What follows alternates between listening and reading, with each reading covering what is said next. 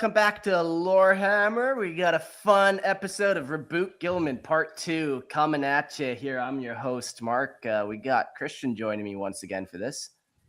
Hey.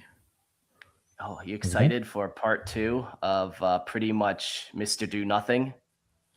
That's kind of what I decided during this episode when writing. It's like, he's a cool character. He does a lot in the Great Crusade, doesn't do a whole lot during the Heresy, does a whole shit ton during the Great Scouring. But we'll see. I don't love or hate Guilliman, but I think people love to hate him. Yeah. I'm not even saying I hate him. I actually quite like him, but yeah, he kind of just gets kiboshed in the Horus Heresy. We'll go over it obviously soon enough, but yeah. Anyways, we also got Gerald with us. Hello there. Excited? You like Rogel Dorn and you like Roboute Guilliman, eh? I honestly, like, anyone who knows me knows I like to rag on the Ultramarines for a lot of reasons, but I actually do like Guilliman.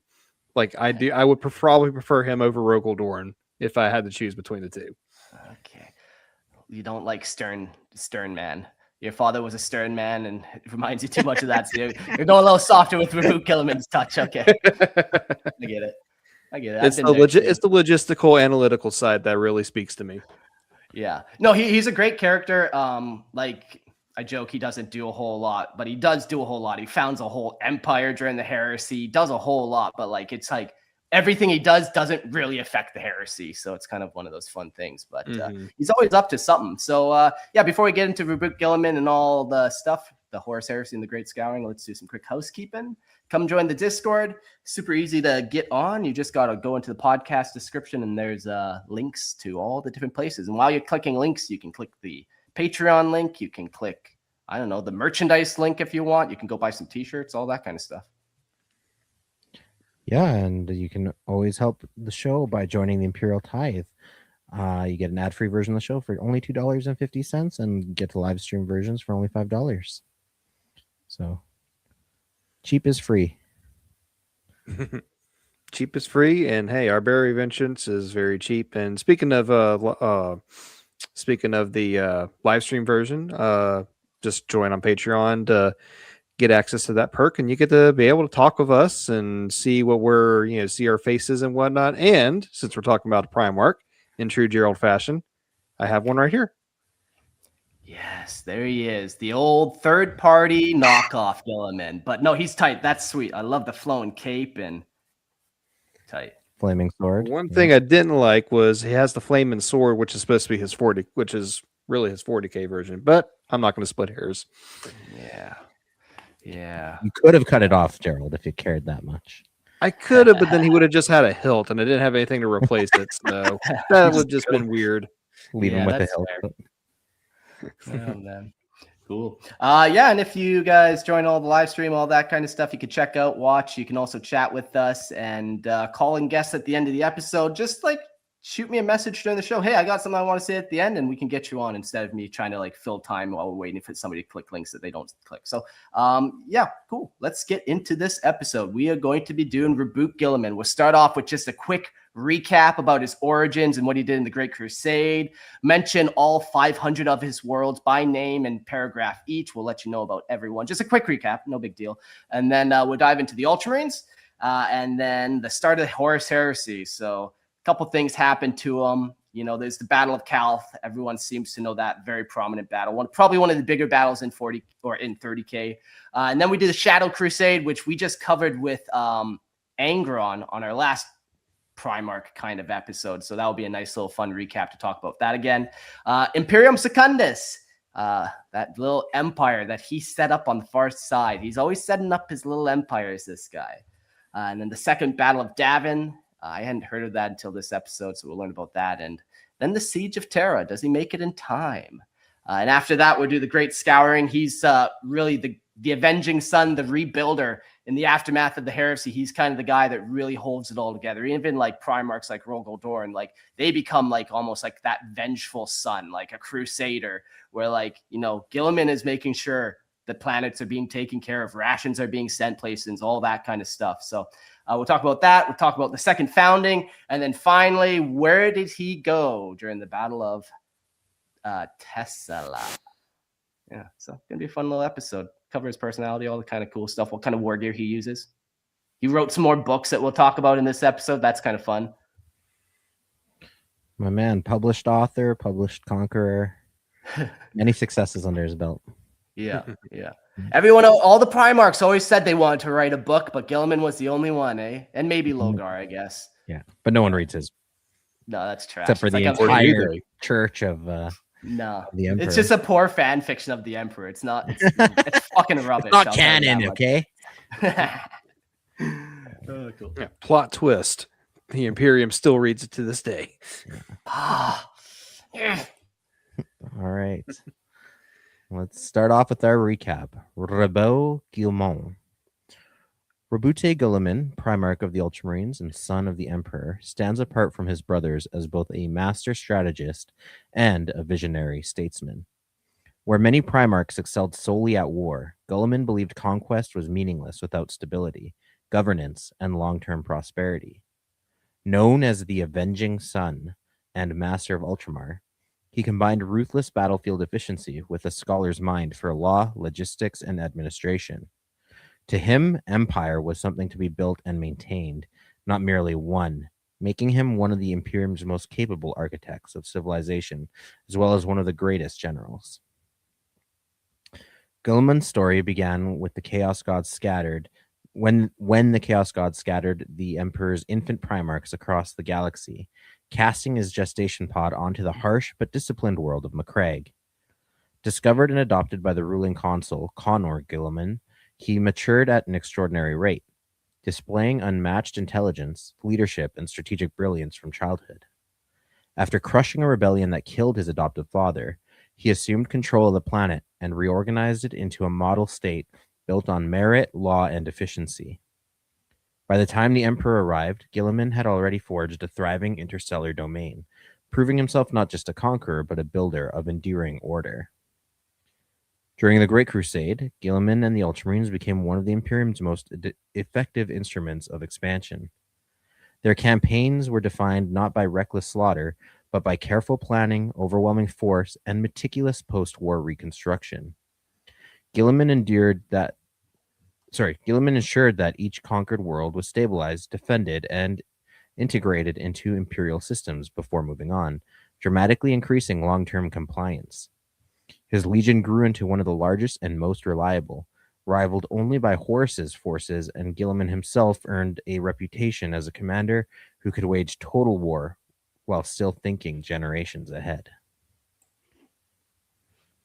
Yeah, and in that way, he's even better than Horus. Like Horus was a conqueror and stuff, and could get worlds into compliance even without shooting shots. He was still a negotiator and all that, but he wasn't building the empire that same way. None of the Primarchs were. Yeah, it's more than just conquering your foe. You also have to get them in a place where they're loyal subjects, where they have like running water. There isn't the desire to rebel. If they get everything, if their quality of life is even better under your rule, why would they? Yeah, like there's a lot of Primarchs where it's like, okay, Layman Russ, he likes fighting. He likes fighting more than like doing anything else. Maybe drinking, he might like drinking, but like Roboute Guilliman likes the empire building. Like he's a good warrior, but that's not his passion. That's the means to the end, to making something stable and lasting. Yeah. Like we joked one time, I think it was during like the Perturabo and Dorn episodes, like what video games will each Primarch play? And Guilliman would be the one here playing Civilization or Sim City or something like that. Yeah, exactly. Speaking of civilizations and simulated cities, we have the 500 worlds, also called the Realm of Ultramar. It was Guilliman's grand achievement beyond the battlefield. Rather than a loose collection of conquered systems, it was a carefully engineered federation of prosperous planets linked by trade, infrastructure, and mutual defense. Each world was designed to be largely self-sufficient, yet interdependent, ensuring resilience against disaster or invasion. Governed through layered administration under Guilliman's authority, Ultramar stood as a rare example of stability and prosperity within the brutal Imperium, proof that humanity could thrive, not merely survive, under enlightened rule. Cool. And to do all this, he had his Space Marine Legion, the Ultramarines, and they reflected Guilliman's philosophy perfectly. Disciplined, adaptable, and relentlessly organized. They fought with calculated precision, prioritizing efficiency, coordination, and sustainability over reckless heroics. Every campaign followed a broader plan to secure lasting control, establish governance, and prepare for future expansion. Their blue and gold armor symbolized unity and authority, while their culture emphasized duty, merit, and rational conduct. To the Imperium, they were not just warriors, but exemplars of how Space Marines could serve as conquerors, protectors, and administrators all at once. Here's kind of an interesting thought we could go down. So, one of the big causes of the Horus Heresy obviously was chaos, but one of the kind of the more subtle was the Space Marines weren't sure what was going to become of them when the Great Crusade was over. When there's no more war to fight, what happens to the soldiers? Where Roboute Guilliman, he kind of dodges this by making them useful in so many other ways. And I wonder if the Emperor kind of wished all Space Marines had this, or he was going to Thunder Warriors half the legions and maybe keep some of these ones that prove themselves a little more reliable outside of just war, I saw a video on that recently too. The Thousand Sons were meant to be scholars of esoteric arts or whatever. Then the word bearers were they were originally called the Imperial Herald. So there were some legions that had kind of an afterthought or something that they can do once the Great Crusade was done. But on that same token, though, I think it was something that the Lion had pointed out. You're still going to have enemies to fight. There's still going to be threats that we don't yet know about. So you're still going to need something to fight for the Imperium. So why would you do to the Space Marines what you would do to the Thunder Warriors? But that's an Emperor problem, and we all know about how much of a shit daddy is. So yeah. And as true as that is, for some of the legions who have expertise outside of combat, you also have others that are what do you do with the World Eaters? What do you do even with the Blood Angels pre-Reformation? They weren't the only, even people like the Space Wolves, they are too chaotic for civilian rule. They don't really have a civilian application. And it is. I always liked that tension. Honestly, I wish they had stuck with it more. It felt that thought was very early on in the Horus Heresy books, and they kind of shied away from it and more into the chaos side, which you kind of had to do anyways. But I always wish they'd maintain that almost secular reason for rebellion. And I always thought it was a cool plot point. And I would prefer if it was one of those 40K mysteries. You can never know what would have been. Because it's just not what happened, right? So, did the Emperor have a plan for them, or was he going to Thunder Warrior them? In which case, that would be rebellion, right? Yeah. Did he plan for the heresy from the start? The world may never know. Yeah. Nor should they. Yeah. Well, yeah, that's fun though. That this legion didn't have to worry about that. They were, the Iron Warriors, when they were garrisoning planets, it was a garrison of the planet, and they might have been the lord of that planet, and they ruled with an iron fist, but it was probably a shitty place to live, and it just wasn't good. And yeah, Ultramarines, they make it better. Yeah. And then the Horus Heresy starts. So at the outbreak of the Horus Heresy, Guilliman and the Ultramarines were tricked by Horus, who sent them to the Verdun system while Horus carried out his treasonous plot. When the treachery was revealed, the Ultramarines were poorly placed to react. The Ultramarines at this point had 200,000 Astartes or something like that. I forget the exact number. I could look, but they had a lot of guys. Yeah, they were the biggest, if not one of the biggest legions. Mm-hmm. I think them and the Imperial Fist had over 200,000 Marines each, easy. Yeah. So Horus, being the good tactician that he is, he's like, well, can I remove them from the board without having to fight them, or at least give myself as much time as possible? So he sets them off on a fight far away and out of his way. Yeah. Yeah, it's fun. He dealt with some legions like the Raven Guard and the Salamanders and the Iron Hands. He's like, I can take those 3 legions, but like the Ultramarines, we got to get them out of here. Like distraction. Yeah, he kind of did the same with the Dark Angels too a little bit. Kind of set them on some wild goose hunts. I think he also did that to the White Scars because like no one was sure about them, so he just like sent them off way, way, way far away. Yeah. And with those opening betrayals, we step into the Battle of Calth. When War Master Horus renounced the Imperium and bent his will to the ruinous powers, igniting the Horus Heresy, he first sought to strip Terra of strength. Loyalist legions were drawn outward by design, scattered across distant fronts so that the Emperor would stand isolated when rebellion was finally declared. He commanded Guilliman to muster an expeditionary armada and make for Calth in the Viridian system, within Ultramar, to ready a crusade toward the eastern fringe, where he alleged a colossal orc Wa gathered, threatening Imperial dominion and demanding strategic response from Ultramar. The Ultramarines were to await the word bearers who would prosecute the campaign beside them. Guilliman did not know that the 17th Legion had long since pledged itself to chaos, nor that Lorgar embraced the chance to ensnare a rival he had brooded against for decades, closing the jaws of treachery with cold religious zeal and meticulous timing ordained by darker powers patiently unseen. The betrayal fell without warning. The wordbearers shattered Guilliman's fleet and swarmed the surface, where Ultramarines fought, surrounded by former brothers. At Calth, the war ignited into a nightmare. Loyalists driven back across continents and disciplined resistance struggled to form amid orbital ruin and the methodical slaughter of troops caught unprepared for fratricidal war of such magnitude. The traitors exulted, believing vengeance had come at last for Monarchia on Kur, the perfect city raised by imperial decree decades earlier. They remembered humiliation before the Emperor, punishment for devotion that defied the imperial truth, and now answered it with annihilation. Each victory stroke was offered as sacrament to their new gods, proof that faith unbound could topple even the most ordered legion ever forged in the Great Crusade for humanity and order.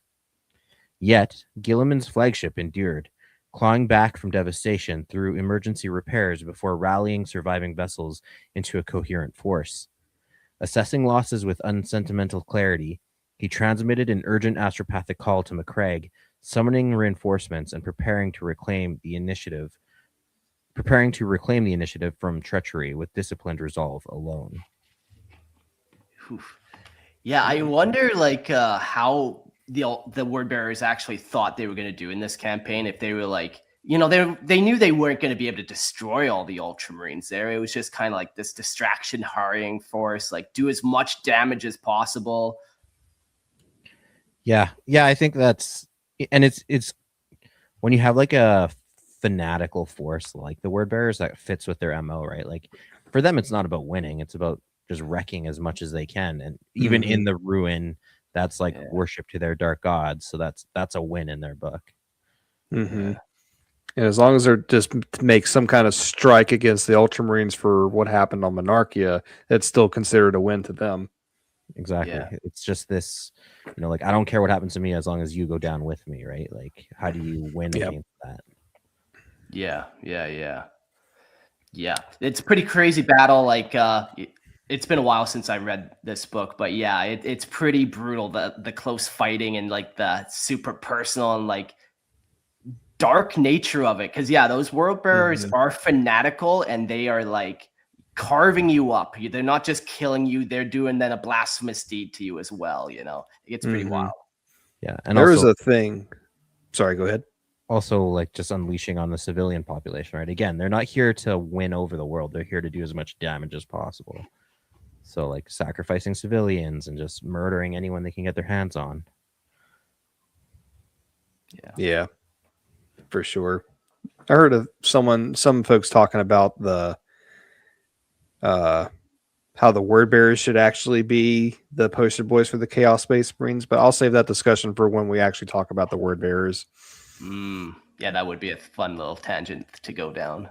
And then the people making those arguments made some very good points, like, for being honest. But again, I'll reserve that for the word bearers episodes. But before you do, though, are you a believer then, Gerald? Just a yes or no. You don't have to go into it. Should word bearers be the poster boys of chaos?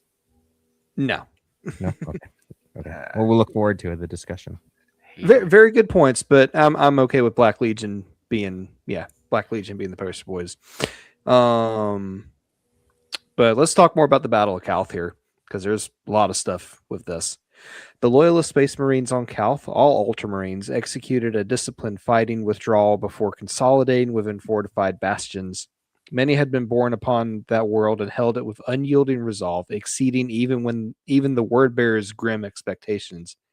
In orbit, Guilliman's ship struck with calculated precision, conducting relentless hit-and-run assaults against an overextended foe. He surveyed the surface dispositions and issued exacting orders to each isolated redoubt, building scattered resistance into a unified instrument of war. A strike force under Captain Ventinus achieved a decisive breakout, seizing Calth's defense laser silos and bringing their fire to bear in support of the embattled fleet above. Though grievously diminished, Guilliman's strength endured long enough for the Greater Ultramarines Legion to translate into the system and drive the traitors into retreat. Victory purchased at severe, immeasurable cost to men, material, and future operational capacity. In reprisal, the word bearers turned Calth's orbital defenses upon the Viridian star itself, tearing at its photosphere and unbalancing stellar forces until the world below was doomed to sterility. Simultaneously, they enacted a darker design, using the slaughter as a ritual focus to conjure the vast warp tempest known as the Ruinstorm, intended to seal Ultramar from the wider Imperium and deny Terra the reinforcements that might yet decide the fate of humanity. When the storm erupted, Calth was severed from its legion, and the 13th Legion found themselves entombed beneath the surface in a merciless subterranean war against enemy remnants abandoned during the traitor withdrawal. There, in darkness and poisoned ruin, discipline and doctrine became the difference between extinction and endurance, as the conflict descended into attrition measured in meters gained and lives expended. Guilliman himself, with a substantial portion of his strength, remained beyond the world due to the earlier fleet catastrophe. Wounded yet resolute, the Ultramarines answered the directives of Malkador, regent of Terra, issued while the Emperor pursued hidden labors within the webway, and set about reorganizing their scattered might to serve the Imperium's defense with methodical purpose and unbroken command authority. This dark ritual and turning the sun on the planet, that's so wild. Like, they just kind of...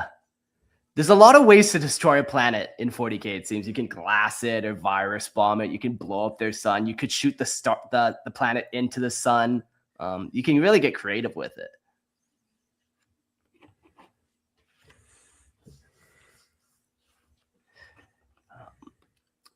And then the battle kind of just peters out. Hey, they finish their ritual. They open the Ruinstorm. That kind of just peters. There's still like ground forces of word bearers underground, still fighting the Ultramarines and kind of just doing what they can. But like, that was they definitely achieved their goal there, the word bearers. Correct me if I'm wrong, Mark, but wasn't there like actually a moment in this battle where Guilliman was essentially like holding his breath in space while he was just punching out word bearers? Or was that a different battle? No, that's definitely this battle in the... There's even a picture. Yeah. Yeah, that's so funny. Yeah, just floating around in space with a bunch of corpses around him as he punches them all to death. Like, what the... Okay. Cool. Yeah. That was a pretty wild part in the book too, because like he gets sucked out of the ship and like all the Ultramarines around, like everyone thinks they killed Guilliman. And then somebody looks out the viewport and like, oh shit, no, there he is. Yeah. Now he's mad.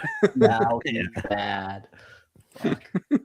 Yeah, Guilliman's kind of interesting in like the Horus Heresy, because he gets injured a whole lot. And like, what does that really mean when you can regenerate? But like, he gets injured a bunch. He takes some hits for sure. I do think that that's kind of a narrative balance. Like Guilliman is a great warrior. Don't get me wrong, but like again, like we said before, it's not his specialty. So when he goes toe to toe with some of the more warrior orientated primarchs, he does take his blows, right? Like, Yeah. And I think even Guilliman said himself, like, I'm not the best fighter out of my brothers. Because I think there was he knew obviously Angron, Lehman Russ, Lion. He knew he could not beat them, and then there was a section where he thinks he killed Alfarius, as we say he thinks, and he said he's not sure, and then he would say like he wasn't exactly sure that was the real Alfarius because he always swore up and down Alfarius was a better warrior than him. Yeah, So. Interesting.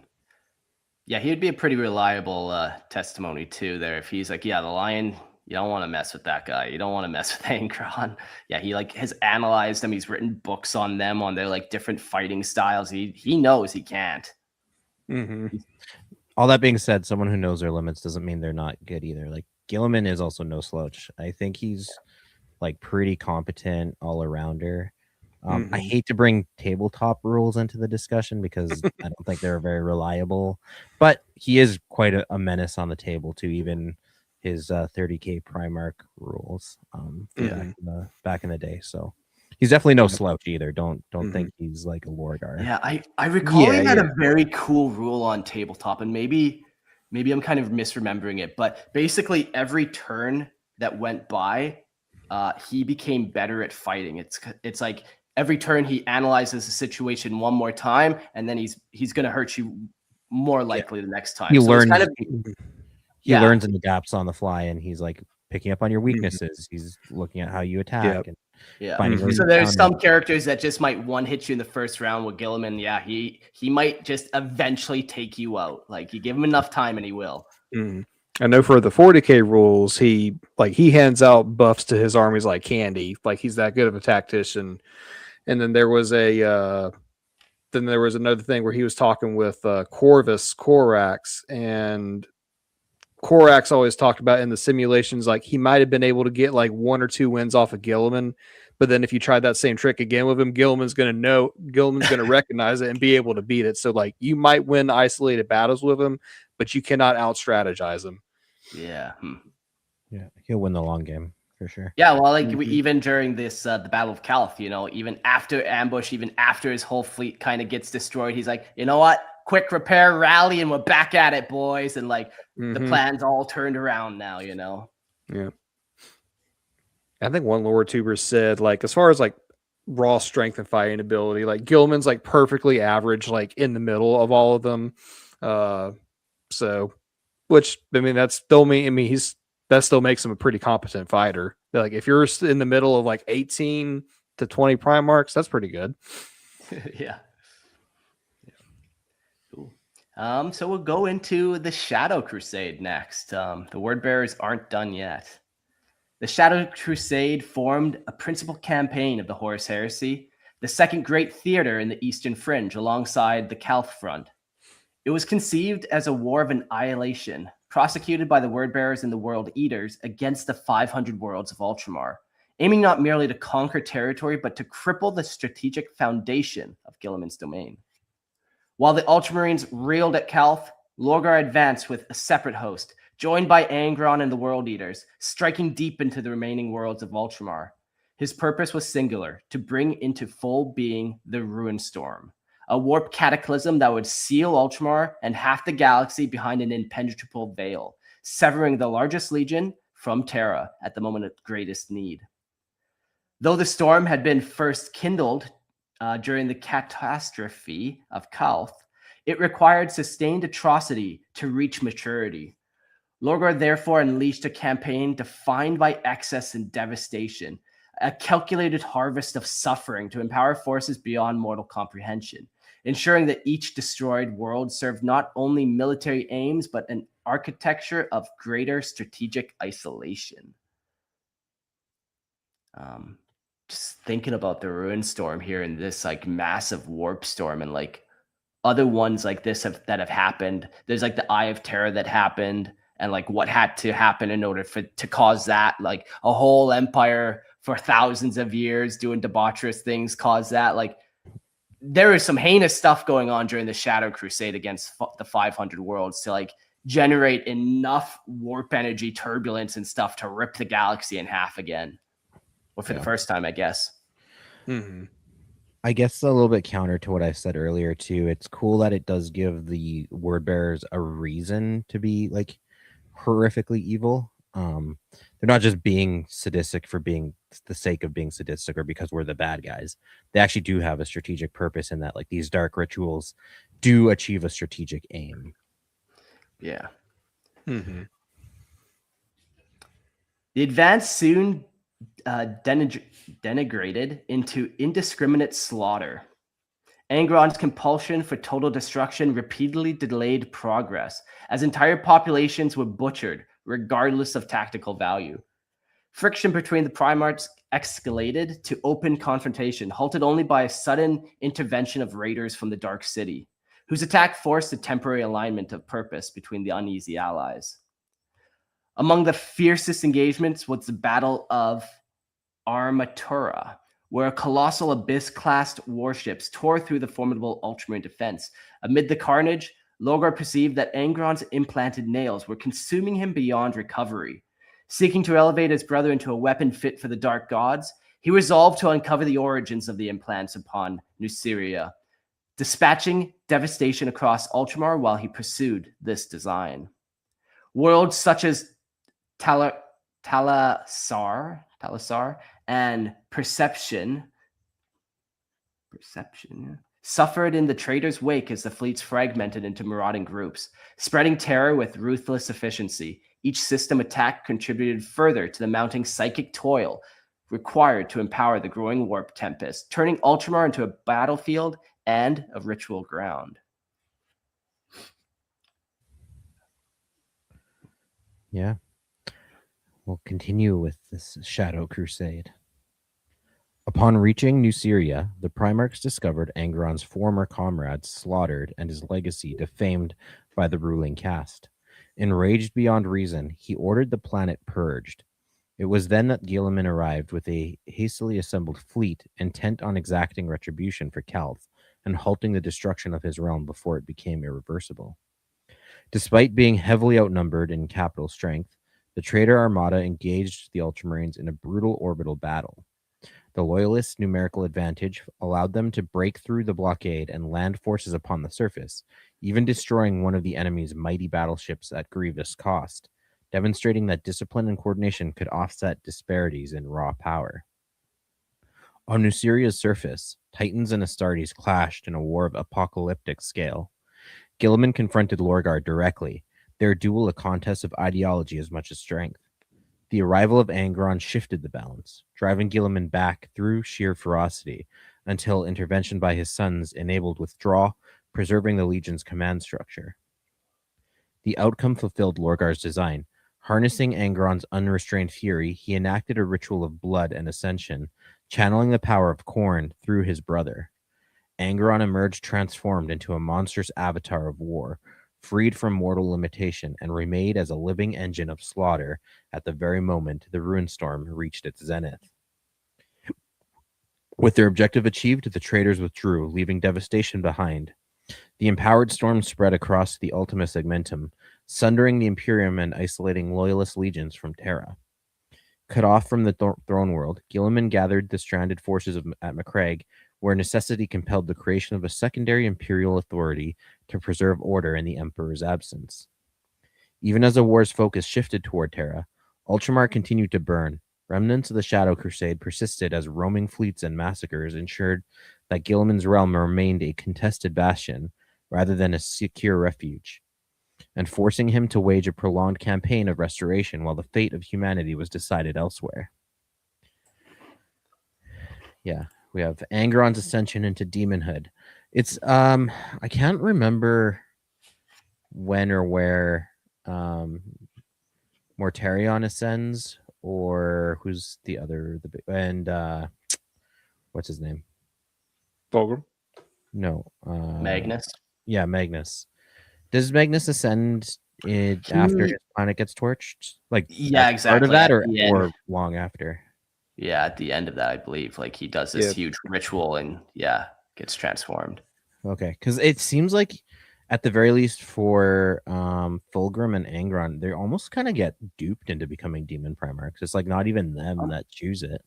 I think all of them kind of do though, and that's not the beauty of chaos, but that's the crazy thing about chaos. None of them really had a say in it. They all were duped into it, or like even Magnus, he didn't want chaos. He was trying to warn the Emperor, and they got turned on and like escalation, tricked and plotted against. So, and then it becomes a question of, do you just do that to survive? Even so, like he did, and I know Mortarion kind of gets tricked by his first captain there, who is the actual devotee, but I don't know if that actually materializes his full ascension to demonhood necessarily. I just don't remember. It was. I'm sure we'll go over in the Mortarion episode, but like Typhus sells out the entire legion while they're en route to what I think was like Terra or something, right into like a warp storm. So then they're like basically put in Nurgle's clutches. And so it was Nurgle basically torturing the entire legion until Morty finally says, okay, I'll join you. Yeah. So all of them are kind of, like we said, duped into. That's a really cool picture. Yeah. I was just thinking like the rage Angron must have felt towards Guilliman, where like he must have just seen the rulers of his of New Syria in Guilliman, like this elite noble kind of like, maybe not as evil or whatever, but like kind of the same vibe, like this. Yeah, even from the Roman aesthetic that the New Syrian, like we talked about him being like a Spartacus type character. Well, Spartacus rebelled against the Roman Empire, so cool picture up there. Never seen that one before, but it's basically Angron and Guilliman facing off against each other. But yeah, it's kind of crazy during this shadow campaign. Guilliman, like we're talking about how good of a swordsman he is and like where he ranks. Like he fights Logar at this point, and he's having kind of a hard time with him. He's managing, like he's got other shit going on is the thing. It's not like a single honorable battle, this one. And he manages his own against Logar, and then Angron comes in and he's able to like at least tactically withdraw when getting hammered by both Angron and Logar, and still able to kind of survive and get out of there. And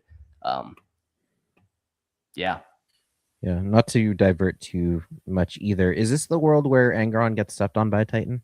Is this? Yeah, it is. I think so.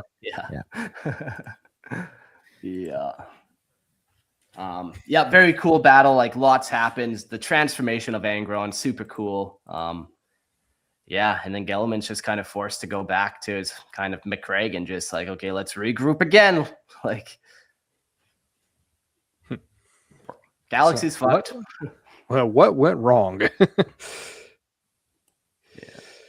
But so I guess while he's that actually segues into our next part where we talk about the Imperium Secundus.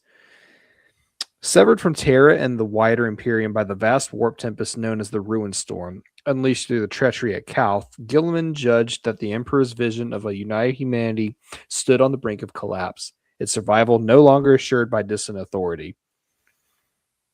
Unable to determine whether Terra had fallen or even if the Emperor yet lived, he resolved to preserve the principles of the Great Crusade by establishing a provisional Second Empire, the Imperium Secundus, conceived as a bulwark against total dissolution. In later reflection, he would regard this decision as a grave miscalculation born of necessity. And I think, not to go off tangent too far, but I think a cool thing about Guilliman's character overall, both 30K and 40K, is like he, unlike a lot of his brothers, he does have like that self-reflection of like, okay, maybe that wasn't the best decision. Maybe destroying Monarchia in front of Lorgar was not the greatest thing to do.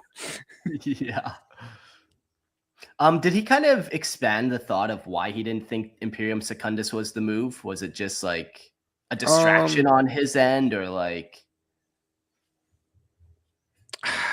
I can't remember. I want to say it was once they, if I remember correct, like as soon as they found out that the Emperor is alive, Terra still stands or whatnot, he immediately dissolved like the entire idea, because it would have appeared as a like him just trying to go behind the Emperor's back, essentially. Yeah. Like it would have been really bad optics for him, Sanguinius, and I think it was the Lion when they did that. Yeah, like they didn't want to give off the impression of a second heresy. Exactly.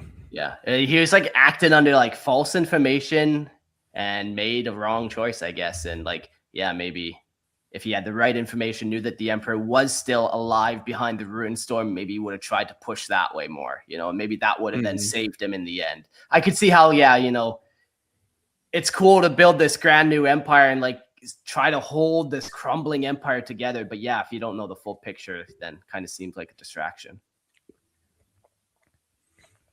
Yeah. Loyalist forces stranded beyond the storm were drawn to Macragge through activation of the ancient Xenos construction on Sotha known as the Pharos, a device that projected a guiding signal through the warp comparable to the Astronomicon's light, restoring navigational certainty amid the surrounding void, and possibly attracted the Tyranids. And another reason why the Imperium Secundus was no good, eh? Jeez. Yep. Whoops. Guided by that beacon, remnants of the shattered legions and other loyal formations reached Ultramar. Guilliman, wary of mirroring Horus's ambition, refused the mantle of Emperor, instead urging his brother Lionel Johnson, newly arrived with the Dark Angels, to assume leadership, despite profound doubts regarding the Lion's intentions and methods. Because there was that, because need we remind you, if we went over this in the Lion episode, but like when they were on the hunt for Kurz, the Lion was pretty much prepared to like bombard an entire section of Macragge, and which happened to be where Guilliman's adopted mother lived. He's like, no, hold on. Hold on. Yeah. During the formation of Imperium Secundus, Guilliman survived an assassination attempt by Alpha Legion operatives masquerading as trusted Ultramarines. Oh, I love the Alpha Legion.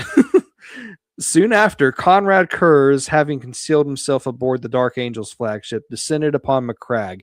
Guilliman and the Lion engaged him directly, only to be drawn into a calculated ambush. Rather than submit to capture, crews triggered demolition charges, collapsing the structure around them. Survival came only through intervention of the loyalist Iron Warrior Barbarous D'Antioch, whose activation of the Pharos translated both primarchs to Sotha, preserving command continuity at a crucial moment. Upon returning to Macragge, they were joined by Sanguinius and the Blood Angels, newly arrived after their ordeal of Cygnus. Guilliman designated the Angel as regent, ensuring that no single figure would claim imperial sovereignty, thereby maintaining legitimacy without invoking the title of emperor. Even so, governance proved fraught. Guilliman and the Lion clashed repeatedly, particularly over the pursuit of Kurz and the internal unrest. The Lion advocated uncompromising measures, insisting that the Night Hunter orchestrated rebellion and demanding martial law, while Guilliman resisted policies that would erode the civic foundations he sought to preserve. When a suicide attack struck an Astartes convoy, the Lion imposed martial law unilaterally.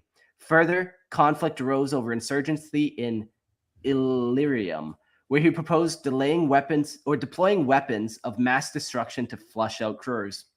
Guilliman opposed such indiscriminate devastation, compelling a conventional assault that ultimately secured the Primarch's capture. At Guilliman's insistence, Kurz was subject to public trial. There, he revealed that the Lion had secretly authorized orbital bombardments in defiance of explicit orders.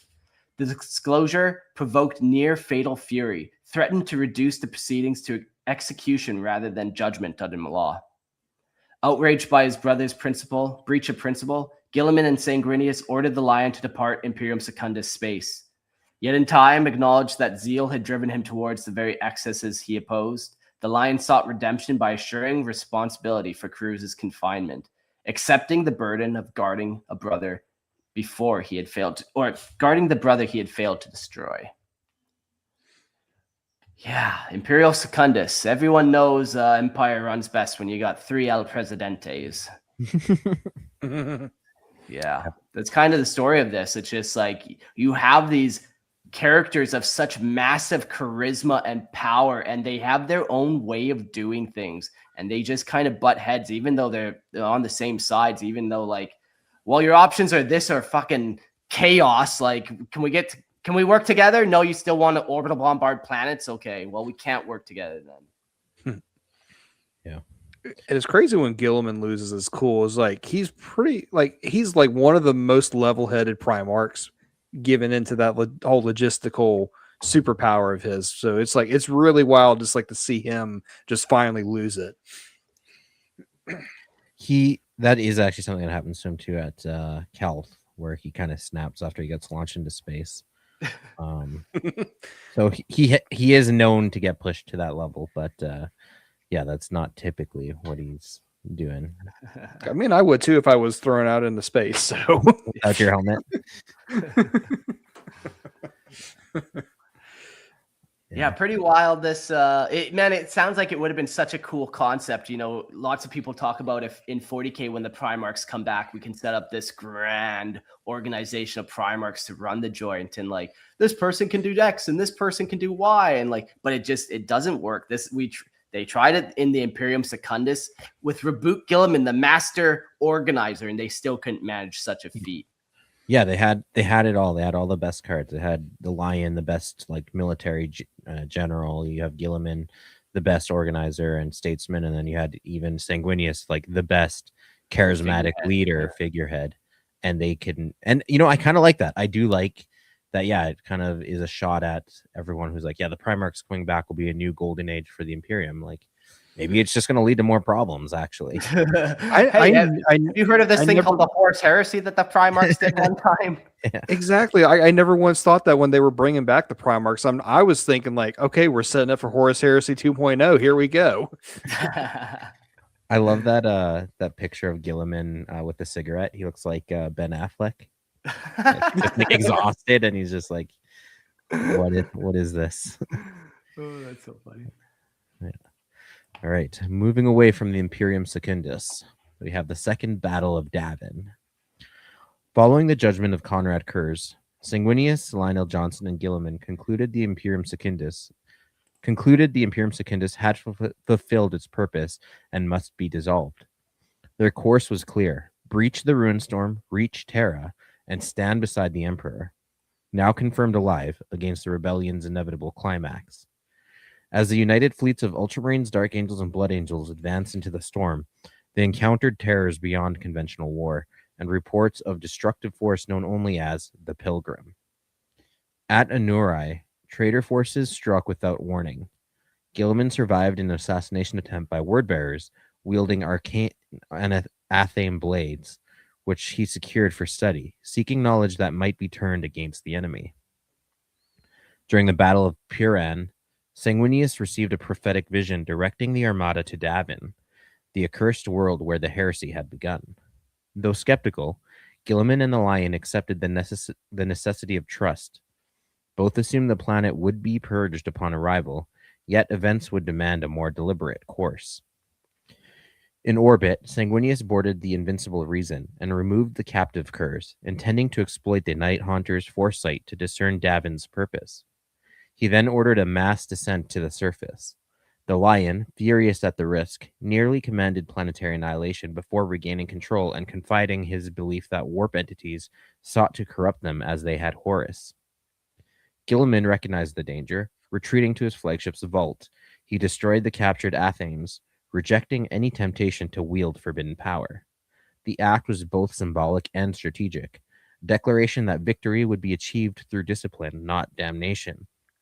On Davin, Sanguinius became trapped within a warp rift, battling the demon Madile, while Guilliman and the Lion fought to reach him. Conflict engulfed both orbit and surface, costing Guilliman his acting flagship, Samothrace, to the demon vessel Veritas Ferrum. Yeah, so they almost walked into another trap laid by Chaos. Yeah. So he turns down the Anatheums, but you know what he doesn't turn down? A Chaos artifact? The Gauntlets of Ultramar. He takes those bad boys. Like, these are some nice Chaos Gauntlets. I'll take them, repurpose them, but the Anatheims, they were a little too much, I guess. So that's Was nice. that him or was that Calgar? No, it's Roboute Guilliman. He took them and then like they And because they're Calgar inherits them. yeah, like every chapter master inherits them. So yeah, Nice. but minor they're not- detail there. No, hold on. Let's clarify something. Athames are very much like warp tainted. Like they're not redeemable artifacts where you could, in theory, redeem like a piece of equipment that had been tainted. Yeah. Like one Just is repaint it. Yeah. It makes all the demons go away. New purity seal. Spray away the demon. So the second battle of Davin continues a little bit. Yeah, and at the Serpent Lodge, where Horus had first fallen, the two Primarchs set aside rivalry and fought as one, destroying a colossal demon engine. Their unity restored command coherence at a moment when division would admit annihilation. Sanguinius ultimately escaped the warp, and Loyalist forces withdrew. Davin was eradicated by cyclonic torpedoes, severing its link into the immaterial realm and banishing the demonic armada that had shielded it. In the void left behind, a passage through the Ruinstorm appeared, leading directly toward Terra. Yet reconnaissance revealed a massive traitor blockade waiting beyond, proof that Horus had anticipated this development and prepared accordingly. Guilliman and the Lion resolved to engage the enemy directly, allowing Sanguinius and the Blood Angels to slip through the breach amid the battle's confusion. The Angels' visions foretold that their arrival at Terra was essential to prevent ultimate defeat. The plan succeeded. In the months that followed, the storm began to dissipate, restoring navigational routes. Guilliman assembled all available Ultramarine forces and set course for the Throneworld. Between him and Terra lay a fortified chain of Iron Warrior strongholds. Progress required a relentless series of assaults, each costly, each necessary, grinding forward through calculated attrition rather than reckless advance. I mean, you're essentially trying to beat the Iron Warriors at their own game. So that's interesting. At last, the final barrier fell. Guilliman ordered maximum translation speed, driving his legion toward Terra with uncompromising urgency. He arrived only hours too late, as the decisive confrontation of the siege unfolded aboard Horus's flagship, beyond the reach of even his formidable strength. Mwah, mwah, mwah. It's kind of crazy that this happens to Guilliman twice, where basically the galaxy gets ripped in half, and then he has to like race across to make sure the Emperor's alive. It's kind of, I guess, history repeats itself for this old chap. Or sometimes authors like to recycle ideas when they have to stretch out a series 40 more books than it needs to be. Maybe. And that's not even counting the Siege of Terra series, which that's its own thing.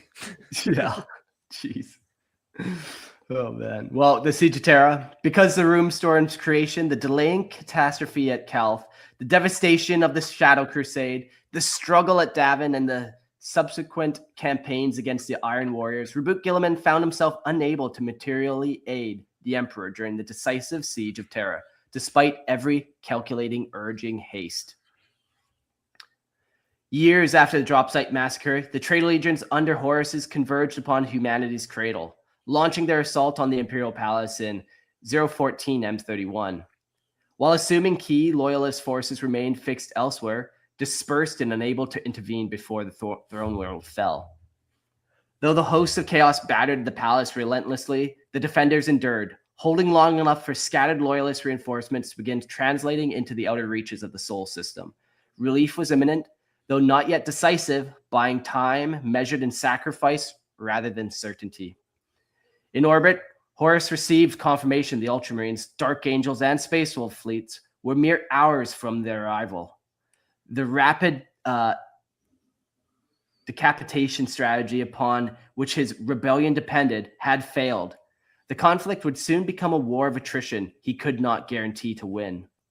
Accounts diverge on Horus's response. Some maintain he lowered the flagship's void shields out of remorse, seeking judgment from the Emperor himself. Others argue it was a calculated challenge, an assertion of dominance that demanded a personal confrontation to decide the fate of the Imperium.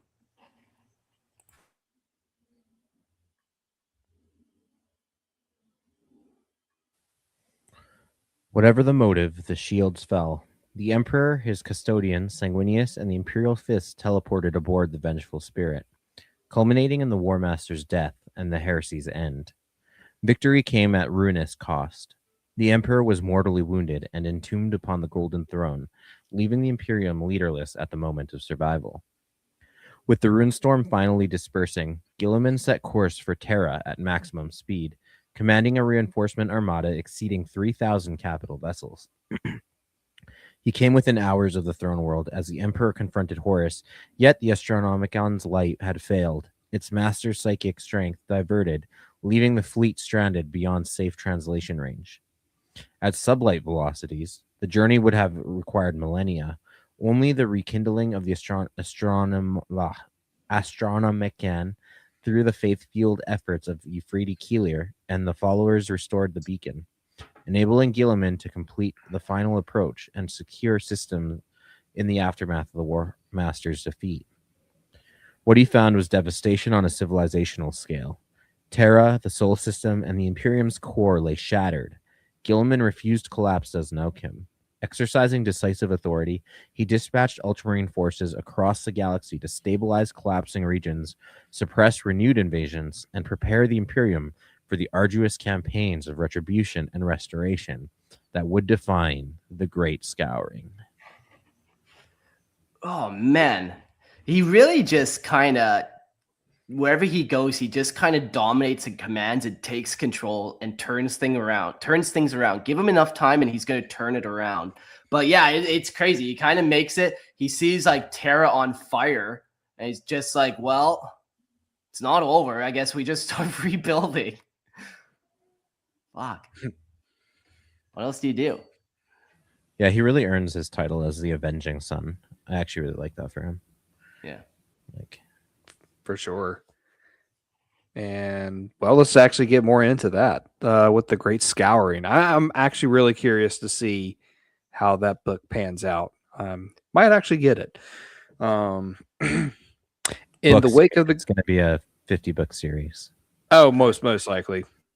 But I was too late to join in when the Horus Heresy books came out, so this will be my entry point. Nice. And your children will play the Age of Apostasy. Most likely. Yeah. Unless they do Horus Heresy 2.0 when they release all the Primarchs for $50K. Yeah.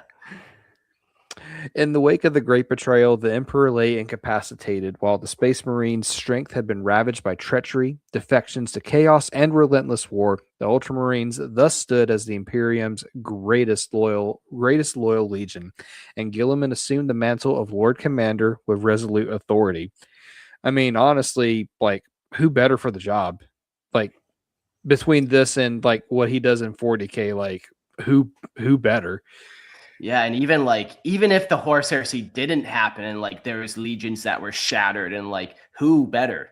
Even everyone full strength, no one better. Mm-hmm. For years thereafter, he directed and led the Ultramarines across the galaxy, restoring worlds seized by chaos and securing countless others from rebellion or alien incursion. Concurrently, Guilliman reconstructed the legions into disciplined chapters and authored the Codex Astartes, the definitive doctrine that the Ultramarines and many successor chapters obey without deviation as the enduring foundation of Imperial order thereafter.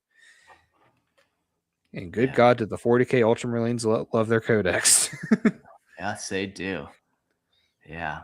Hey, at this point, yeah, he's like pen in one hand, writing some type of Imperial law, sword in the other hand, killing orcs, like whatever. He's just doing everything he possibly can to just hold the Imperium together and making new organizations. Like, well, now that the Emperor is gone, like who's going to lead us? Like, it's not really my job to do that. I will do it as an interim position. But like, then he ends up like kind of not founding the High Lords of Terra, but kind of giving them more position and more sway. And, you know, the Administratum, he sets that up as well. He sets up a bunch of these organizations to try to get things just moving in the right direction. So the Imperial Reform. The Loyalist Space Marine legions had bled away tens of thousands in the merciless crucible of the Horus Heresy. While half of the original 18 had betrayed their oath, siding with Horus and succumbing to chaos, thus the Astartes who remained to the Imperium were few. yet never had their strength been more essential to humanity's survival. In the turmoil that followed, the heresy and the end of the Emperor's direct dominion, the Imperium stood fractured and exposed. On every frontier, the foes of humanity gathered their strength to strike, while innumerable worlds still languished beneath the corruption of chaos. Into this crisis advanced Roboute Guilliman and the Ultramarines, long the most numerous of the legions since the later Great Crusade, after the Dark Angels' grievous losses in the Rangdangs at Xenocides. They were dispersed across the faltering Imperium, committed in full measure to halting invasion, rebellion, and collapse wherever they arose. Guilliman, ever the architect of order, assumed command of the Council of Terra, formalizing the authority of the Lord Commander of the Imperium, and taking upon himself the regency once held by Malcador the Sigillite. From this seat, he steered humanity's empire after the Emperor's entombment within the Golden Throne, guiding it through arduous years of the Great Scouring as traitor-held worlds were reconquered and the Imperial rule reimposed across the stars. It was the Ultramarines who prevented dissolution in this era of mortal peril. McCraig furnished recruits with unmatched efficiency, so that before long the Legion alone comprised more than half of all Space Marines. And few regions of the galaxy remained untouched by the decisive intervention. Within mere solar decades of the Horus's death, stability had been restored to the Imperium. That's not bad. A couple solar decades. Yeah. I mean, he's essentially doing mostly by himself what it took the Emperor 200 years to do. Well, hold on. He's rebuilding. He's not forging anew. Let's not get carried away here. The pieces were there. He's just... Yeah. I'm being a little hyperbolic too, so. But it is still wild, like in how the Ultramarine numbers, like they become half of all the Astartes at this point. Like a lot of the other chapters, they just don't have the same logistical setup now. Like the Dark Angels, they lost their homeworld. They don't have all that recruitment ability again. They have to come up with new ways of doing it, you know, and a lot of the loyalists kind of fell into the same boat. Or, you know, like the Raven Guard, Iron Hands, and Salamanders, they were pretty much practically destroyed down to like a few thousand guys. So yeah, I was gonna say it's more so I think that they just happen to be the least bloodied during the siege, that they have the most to be able to actually prosecute a counterattack, counteroffensive, and then have the most leftovers after that. But yeah. And then they still have the setup and logistics back home, but yeah, certainly, yeah, to keep that machine rolling much better than the others. But yeah, I think that would explain why they had so many. And and as far as the recruitment too, like I'm pretty sure we'll go over this when we actually talk about the Legion or whatnot. But I think is like Guilliman's gene C is one of the most stable, so you don't have near as much of a risk of like defects or failures as you would say the Salamanders, the Space Wolves, and the Raven Guard. Yeah, like it's genetically compatible with the most amount of people too, it seems. Like like your failure rate won't be as high. Yeah, exactly. Yeah. Well, all that will lead to the inevitable paternity tests that will be. Who is your daddy? Good chance that it's the And what is his heraldry? Yeah. Right. The second founding. After solar decades of relentless war, restored order granted the Imperium the capacity to expand with purpose and design. Determined that no single warlord would again command a mass of transhuman Astartes equal to that once held by Horus as War Master, Guilliman restructured the Loyalist legions into 1,000-strong chapters, drawing on an ancient legion formation of the same designation, dividing the 9 surviving first founding legions into far smaller second founding chapters, even as the legions of Astartes were recast as the less ominous yet undiminished Adeptus Astartes. Never again would one individual, regardless of virtue or purity of intent, possess the might of a full Space Marine legion. Concurrently, Guilliman had devoted solar decades to refining a disciplined system of warfare that achieved completion only after the Heresy's end. The logic and exact structure of the Space Marine chapters form a core of the supreme treatise on war, the Codex Astartes. Its principles would redefine the destiny of the Astartes and permanently establish the framework upon which the Imperium's military power and humanity's survival would depend. The second founding of the Space Marines was proclaimed 7 Terran years after Horus's death and the close of the rebellion. Most loyalist legions divided into no more than 5 successor chapters, yet the Ultramarines were partitioned on a far greater scale. The precise tally of Ultramarine successor chapters formed during the second founding remains unclear. The oldest surviving Codex Astartes records a total of 23, though it does not identify them. With this reorganization, the strength of the Ultramarines was markedly diminished. The majority of their warriors departed Macragge to establish new chapters upon worlds granted for the purpose across the Imperium. The fortress of Hera on Macragge had been constructed to house a force more than 10 times larger than the garrison that now remained. Consequently, large portions of its armories and manufactories were dismantled and distributed among the nascent Ultramarine successors chapters to equip their own strongholds. The Legion's gene repositories and vast recruitment apparatus were likewise reduced to match the new order. Through the second founding, Ultramarines' gene seed rose to unmatched prominence throughout the Imperium. The chapters born from their lineage are commonly known as the primogenitors, the firstborn of the new age. Guilliman's enduring legacy to the Adeptus Astartes was therefore not solely biological, but ideological and spiritual. Even 10 millennia later, every primogenitor chapter reveres Roboute Guilliman as a progenitor and exemplar. In regards to the ruler of Ultramar and chapter master of the Ultramarines, whoever holds that office, as the living model of what a Space Marine must be. Thus did the Ultramarines ascend to unquestioned preeminence among their brotherhood. We talk about like the Imperium not being the good guys. But man, the Ultramarines almost sound like good guys. Like, well, what skeletons do they have in their closet? You know, they almost are actually the heroes that you would want them to be. Kind of a fun thought. The second founding, pretty wild. They break it all down. What a great way for GW to like let us be a part of the setting. You know, when you make your own Space Marine founding, or chapter, you choose which founding you're going to be a part of. They were polite enough to leave a couple unknown in the second, so you can be that old and revered as well. Yeah, really cool stuff. But I mean, it's no wonder why the Ultramarines became the poster boys of not just 40K, but like the Space Marines, but like 40K in general. Yeah. Because of everything that Guilliman has put in place and what they were designed to do, not just as warriors, but as strategizers and like logistical administration. Like these are the exact people you would want to be like the poster boys for the most part. Like they were icons as well. They were designed to be icons, even with their color scheme of blue and gold. You know, it's supposed to be that like era of authority and like nobility and stuff. And I'll make a statement too that Guilliman and a little bit of Malcador, got to give some credit to him. Like those two are pretty much like the reason the Imperium was able to function in some capacity for 10,000 years until the Great Rift.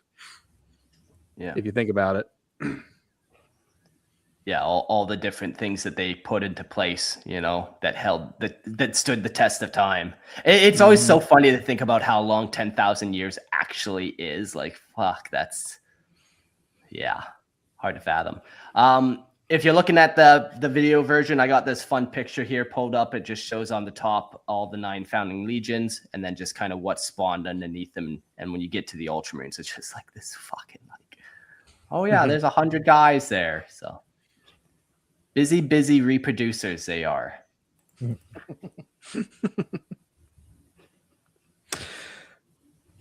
But on to other things. We have the Battle of Thessaly. Thessaly. I'm going to say Thessaly. Roboute Guilliman remained at the head of the Ultramarines, guiding both his chapter and the Imperium as Lord Commander and Imperial Regent for a full century following the second founding. In those years, he is said to have prosecuted multiple campaigns alongside his loyalist brother Primarchs, striking at the remnants of the Traitor Legions and the fractured dominions they still clutched within Imperial territory. In one such campaign upon the world of Escrador, Guilliman confronted his estranged brother Alfarius of the Alpha Legion. Exploiting Alfarius' pride, Guilliman executed a sudden, decisive assault that pierced to the core of the enemy host and culminated in a personal duel in which he slew a space marine he judged to be the Alpha Legion's Primarch. Yet Guilliman and the Ultramarines proved gravely mistaken in assuming the serpent would perish once its head was severed, for the Alpha Legion bore the Hydra as its sigil, a beast of many heads. The Legion maintained unity of purpose and answered with relentless counteroffensives, pressing the Ultramarines back without hesitation, despite the presumed loss of their sire.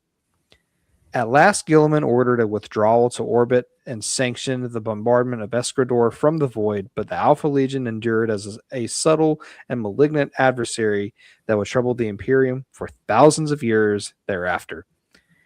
And during that battle, Guilliman says he thinks it was Alfarius, but it's always been said when a Primarch actually dies, each of them feels like a sudden shift in something. And even more so with the Alfarius and Omegon, because they were essentially interlinked anyways as twins. And when Dorn kills Alfarius or Omegon in the Siege of Terra, GW did confirm that was one of the twins was actually died during that, and the other twin felt it in some way, shape, or form. And when Guilliman killed Alfarius, he didn't really sense anything like that when he did so. Yeah. During this era, at an uncertain date, Guilliman entered into an alliance with the Archmagos Dominus Belisarius Call, a singular adept of the Mechanicus who professed no dread of forbidden advancement or so-called technological transgression. Guilliman entrusted Call, who had once labored beside the Emperor within Terra's gene forges, with two mandates of profound consequence: to devise a means by which Guilliman might be restored should he fall, and to create a superior generation of Astartes that would refine the Emperor's design and correct the failures revealed by the heresy. Call would devote the next 10 millennia to fulfilling these demands. And I can see Mark has some words regarding that. Who else groaned? He's fucking goon. He's like, you need, I don't know. It just is awfully convenient. I guess, you would want to look after yourself. And it makes sense but I just know that this is all added after all the writing was done. Guilliman was killed, then fucking Call comes in. They added this in, and it just feels too convenient, too safe. It's weak. That's all. Definitely a GW retcon or a poorly implemented GW retcon for sure. Especially since we don't even get to use this cool piece of technology, really. We get a fucking Xenos witch resurrecting Guilliman instead. And she still kind of uses the armor of sacrifice or whatever Guilliman's new armor is called to kind of life support system him somewhat. But just wretched. Well, don't worry, because that's not even a thing anymore. He's able to take it off and it doesn't affect him. Perfect. Yeah. Perfect. Okay. So we live in a world with no consequences. It's the exact opposite of what it should have been. In my fantasy world, I made Guilliman into a dreadnought, but Yeah, man. I always love that idea. Dreadnought Guilliman. Because you always want that grimdark twist. And it's not the grimdark twist isn't that he's mortally wounded. It's that he can't pick up a pencil anymore to do paperwork. Yeah. Sucks to be a dreadnought. So you just pump him full of rage steroids and just send him out of Helldrake or something. I don't know. Yeah. Guilliman's seemingly final defeat came at the Battle of Thessalia in 121 M31, where he was struck down by his corrupted brother Fulgrim of the Emperor's Children, now ascended as a demon Primarch of Slaanesh. In their confrontation, Fulgrim inflicted a mortal wound to Guilliman's neck with a venom-laced blade, a weapon chillingly reminiscent of the anathema that had once laid Horus low upon Davin's moon. Within the Temple of Correction inside the Fortress of Hera on Macragge, Guilliman's body would endure, grievously wounded yet preserved in stasis for more than 10,000 standard years. Stricken by the poison of his former brother, Guilliman was borne back to Macragge, encased within a stasis field where he remained entombed beyond the flow of time for 10 millennia. Though physical change was impossible within such null duration confinement, countless pilgrims of the Imperial cult came to believe his injuries were slowly mending and that he would rise again when humanity's need became greatest. Almost sounds like kind of like a riff off the King Arthur legend, where he's just like sleeping in the mountain until like he's needed once again. But then they also did that with the lion too, who was literally napping in the rock. Literally sleeping, yeah. It's just cool myth, mortally wounded. Maybe he's healing. Maybe he's better than stasis, like 10,000 years later. Yeah, great myth. And I haven't read the Dark Imperium books, but I wonder, was he conscious or not during that entire time in stasis?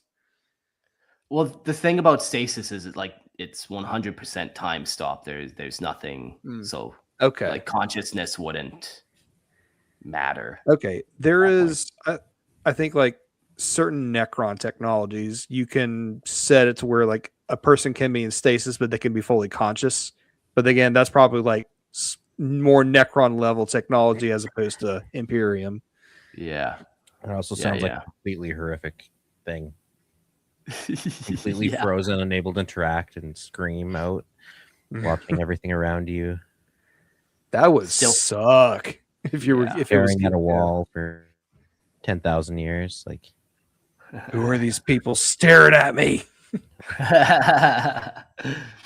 Yeah, his place of resting becomes known as the Shrine of Guilliman, and it's constructed to house his form because amongst the most sacred sites in the Imperium, drawing millions of supplicants each year.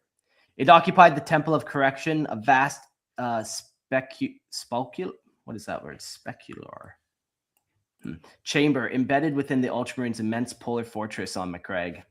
The structure itself was a marvel of engineering, embodying the Ultramarines' relentless precision. Its scale and symmetry overwhelmed ordinary comprehension, crowned by a colossal dome of multicolored glass, the largest ever fashioned within the human settled space, which is saying something. I've seen some of those ecclesiarchal churches where it's like, oh yeah, this one goes into the atmosphere, it's so tall. Oh, this one throws off the orbit of the planet, it's so heavy. Like, it's a very cool building.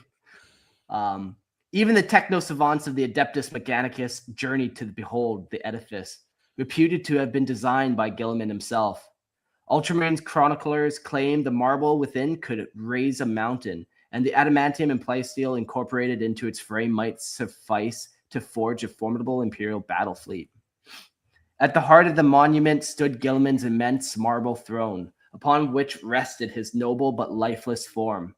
Despite the passage of nearly 10,000 years, the Primarch's body remained flawlessly preserved, the fatal wound inflicted by Fulgrim's blade still stark upon his throat. This preservation was achieved through the stasis that saved him from the entropy of normal space-time, trapping all within the absolute temporal suspension. Nonetheless, some observers insisted that the subtle alterations could be seen, claiming the Primarch's injuries, slowly showing signs of gradual restoration. Others dismissed such reports, clinging the absolute scientific impossibility of change within stasis. Yet belief proved stronger than skepticism, and generation after generation journeyed to Macragge to witness what they deemed to be the silent miracle of the Primarch. Whew, spicy. And after all that, like, he still serves, he's still being useful. Even after being mortally wounded, he's still like, yeah, if I can be an anchor for the Imperium, sure, put me up on display. Yeah. There's a corpse. I don't remember what university. It's one of the more prestigious universities, I think, in the UK. But they have the preserved body of Jeremy Bentham. He was a philosopher from, I can't remember what era, maybe the 1700s, I want to say. But his like body is just like sitting in a chair, totally preserved. And I think as a practical joke, once a bunch of college students stole his head at one point. Fuck. Oh my no. Oh, those silly college kids. I don't know if it's still on display, but yeah, it was for a long time, which is kind of crazy.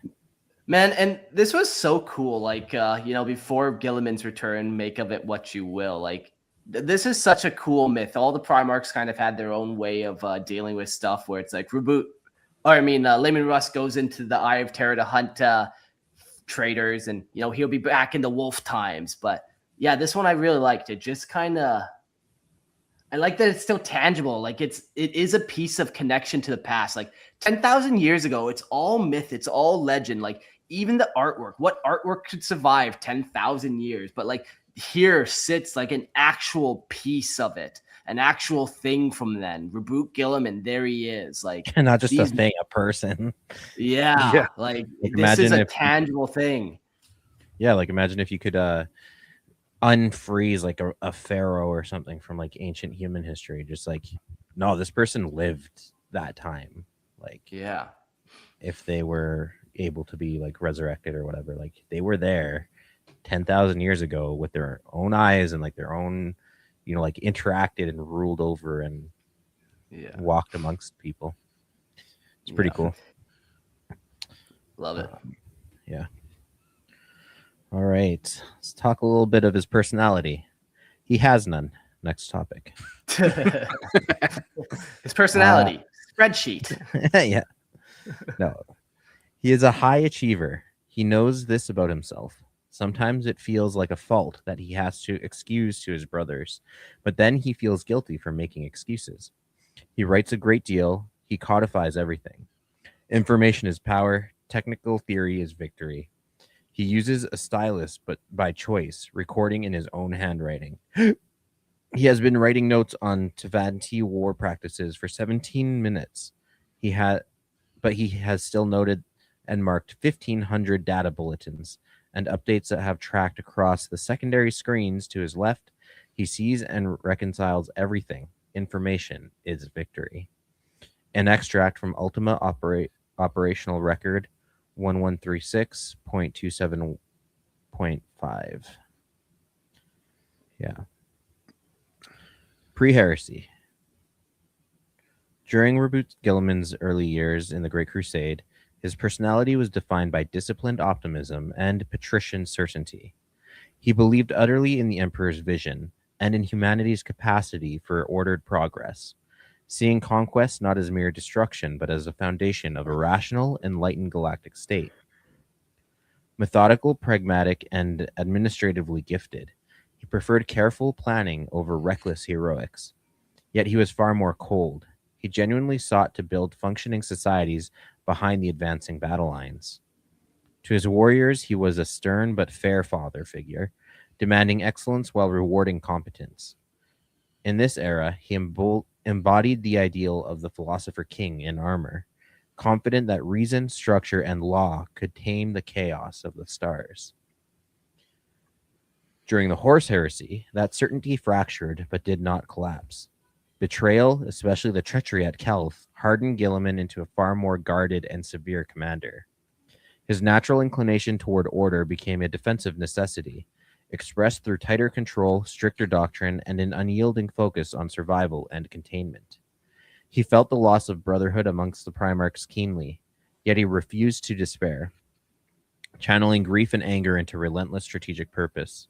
Rather than seeking vengeance alone, he attempted to preserve what could still be saved, even building a provisional empire in Ultramar to keep the dream of human civilization alive. In this crucible, he evolved from an idealistic architect into a wartime statesman, somber, burdened, but unbroken. By the time of the Great Scouring, Guilliman's personality had matured into something colder, wiser, and more institutional.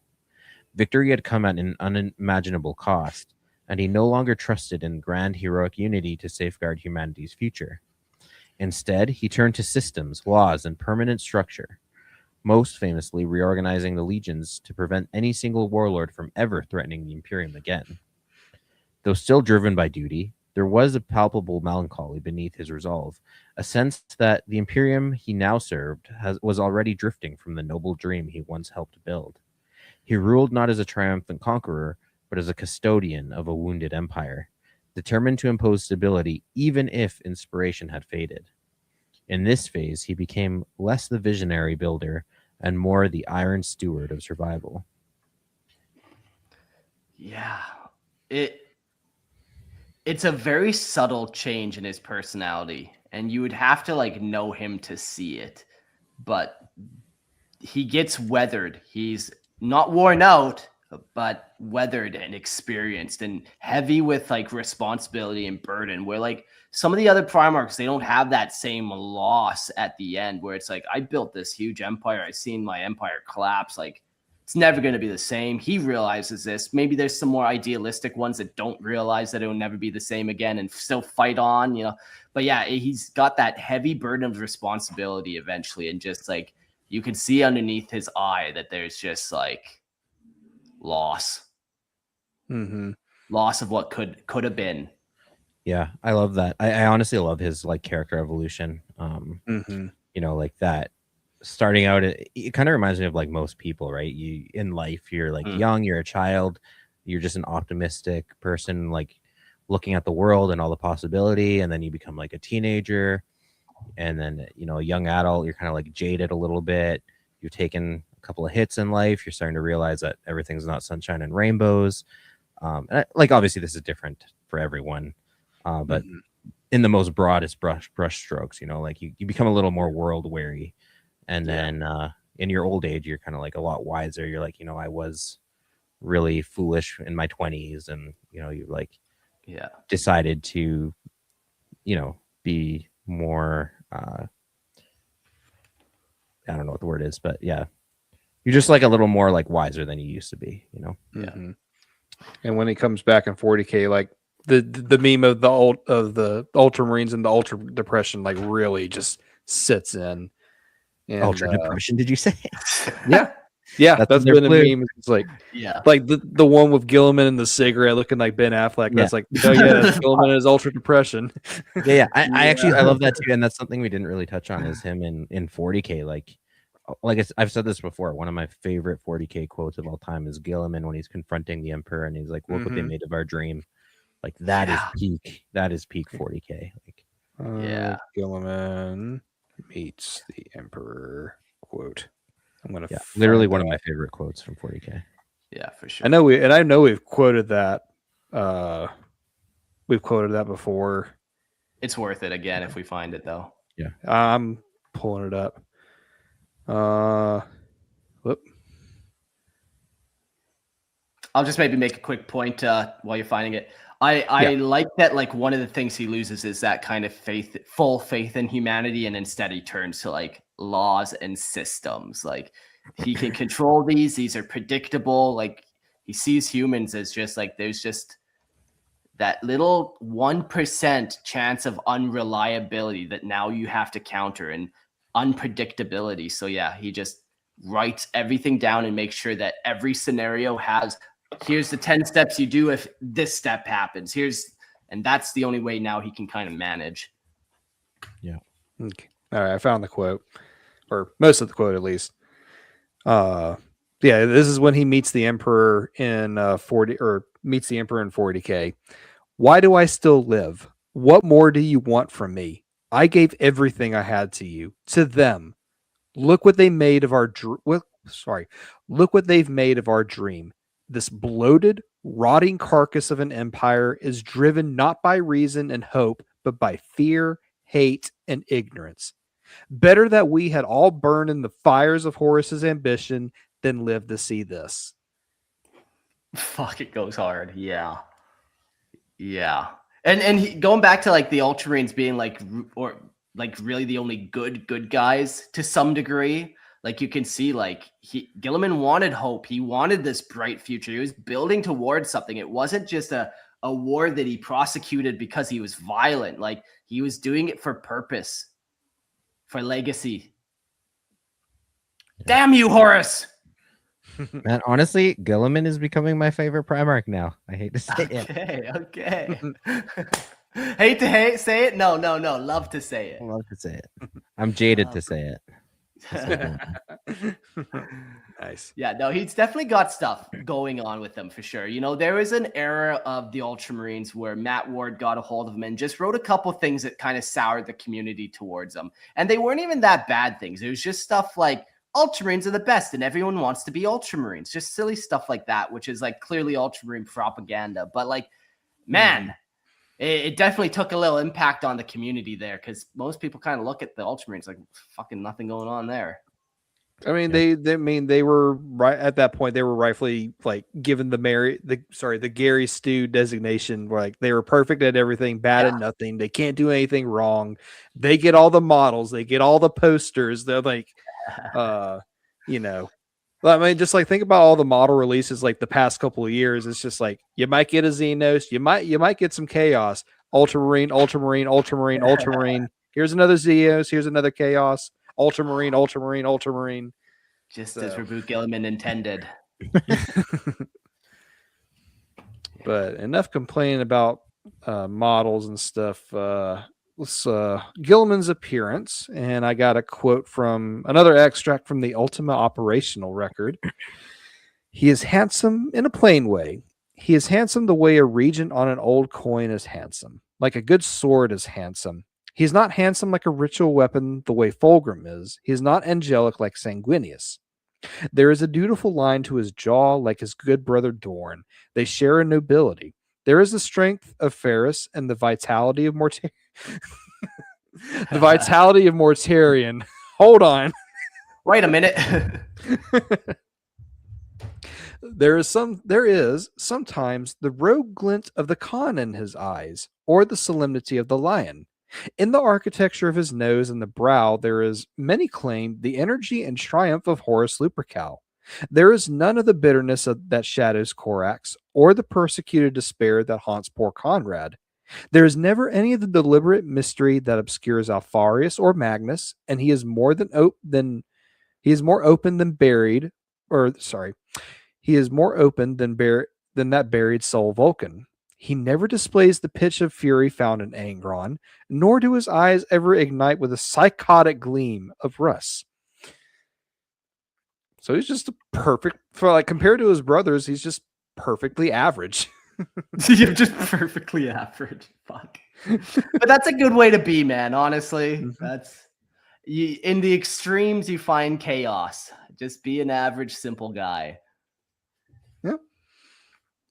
But I remember someone pointing out too, like a lot of these qualities is what made him a lot of people complain like he was probably the most boring Primarch in 30K and during the Heresy or whatnot, or during the book series. But like all those qualities that made him boring then are what makes him really great for the crazy shit that goes on in 40K.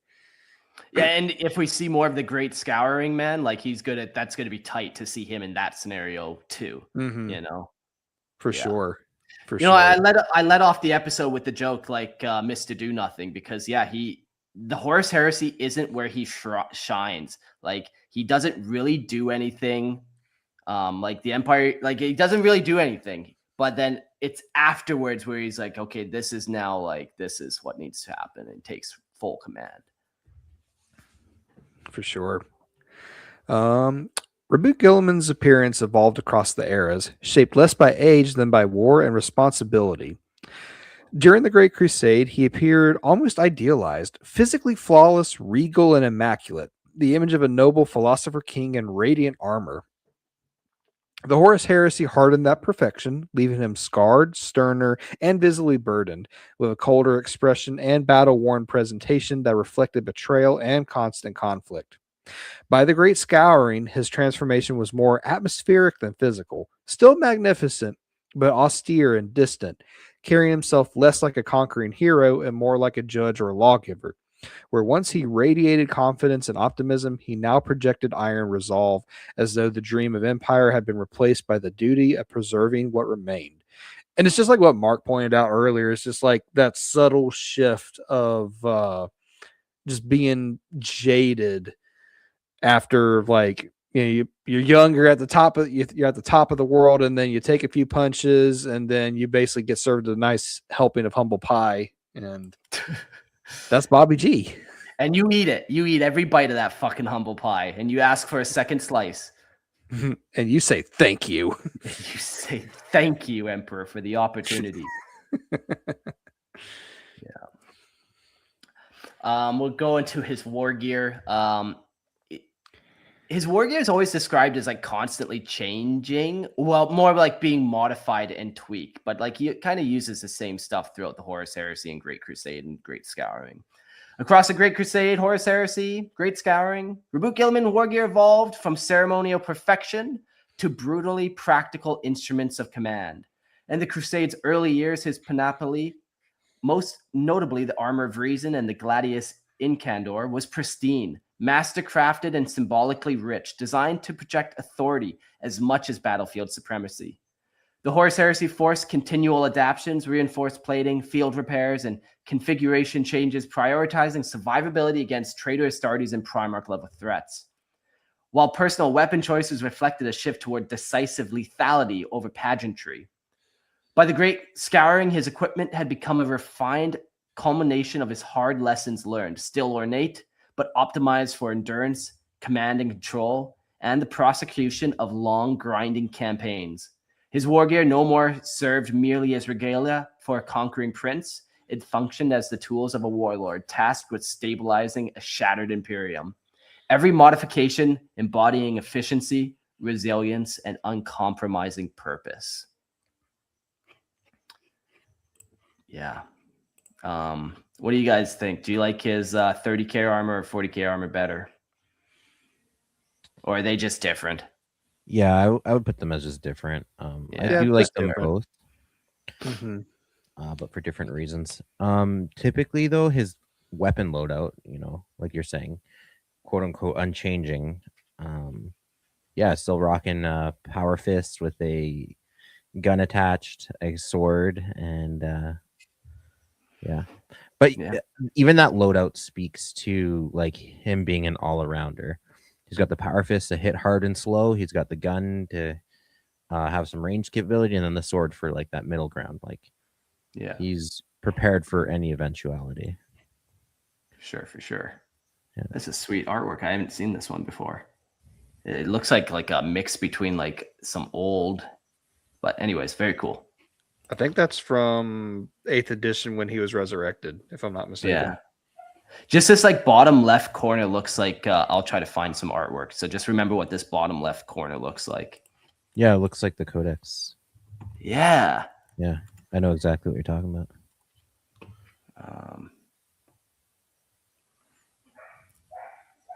Well, I'll find it if we carry on to the next little portion here. Roboute Guilliman was arguably the most prolific author among the Primarchs on matters of war, governance, and statecraft, treating the written word as a weapon equal to any blade. He produced vast treatises on strategy, logistics, civil administration, and military doctrine, believing that durable victory depended on systems that could endure beyond any single commander. His greatest work, the Codex Astartes, codified not only battlefield tactics, but an entire philosophy of disciplined, accountable warfare, designed to prevent the excesses and vulnerabilities that had doomed the legions during the Horus Heresy. Beyond military texts, he authored frameworks for governance across Ultramar, emphasizing rule of law, efficient bureaucracy, and the integration of civilian stability within martial strength. To Guilliman, writing was an act of construction, an attempt to impose rational order on a violent galaxy, ensuring that even in his absence, reasoned doctrine, rather than passion or ambition, would guide humanity's defenders. And humanity screws it up again. As is tradition. Yeah, We just can't have nice things. yeah, I love that he writes the Codex as that's the picture, Mark. You're looking at the bottom corner of that picture. Yeah, exactly. It's the winged helmet next to the helmetless guy. They look so similar side by side in the way they're holding their swords. Yeah, 100% was inspiration for that. yeah. For sure. But yeah, it's funny. The Codex was written as like, I can't remember where it was I think it was in the Horus Heresy novels where Guilliman's like, use your head. Like, these are guidelines to help you, but like, be flexible, be a smart commander. And then like 10,000 years later, it's like, no, this is doctrine. Follow it to the letter. Follow it to the T. Do not divert from the Codex. Yeah. To divert is to lose trust in the Roboute Guilliman. Yeah. Take a little extreme. Titus knew what it was about, but no one fucking Leandros. And speaking of that bitch Leandros and the Codex Astartes, I'm just gonna say this here for the bit. The Codex Astartes does not support this action. Don't support ramming dildos up my butt. Anyway. I'm sure that's also what he says, but I've never met the guy. I wouldn't want to meet him. But anyways, the Codex Astartes stands as the definitive doctrine of the Space Marine chapters, regulating every dimension of their structure, discipline, and conduct of war. For any conceivable battlefield condition, it prescribes exhaustive methods by which victory may be secured through preparation, precision, and overwhelming force. Drawn from the hard-won experience of countless Imperial champions, it codifies matters ranging from the heraldry and formation to planetary invasion, spiritual duty, and the orchestration of supply, binding them to a single unified vision of war. Composed and ratified in the aftermath of the Horus Heresy by Roboute Guilliman, Primarch of the Ultramarines, the Codex became both blueprint and covenant for the reborn Adeptus Astartes. Certain chapters, foremost among them the Ultramarines and their direct successors, revere it as sacred law and adhere to its mandates without deviation. Others apply its teachings with measured flexibility while still acknowledging its authority. Together, these forces are known as Codex chapters. Within the Ultramarines themselves, every battle brother is required to commit extensive passages to memory, ensuring that each company embodies a living archive of Guilliman's design. Beyond the Adeptus Astartes, the Codex has also informed select Imperial military bodies, such as the Ultramar Defense Auxilia. In these applications, its principles are translated from mortal soldiery, yet its central doctrines, order, discipline, coordination, and decisive action remain unchanged, extending Guilliman's strategic vision across all who fight in the Emperor's name.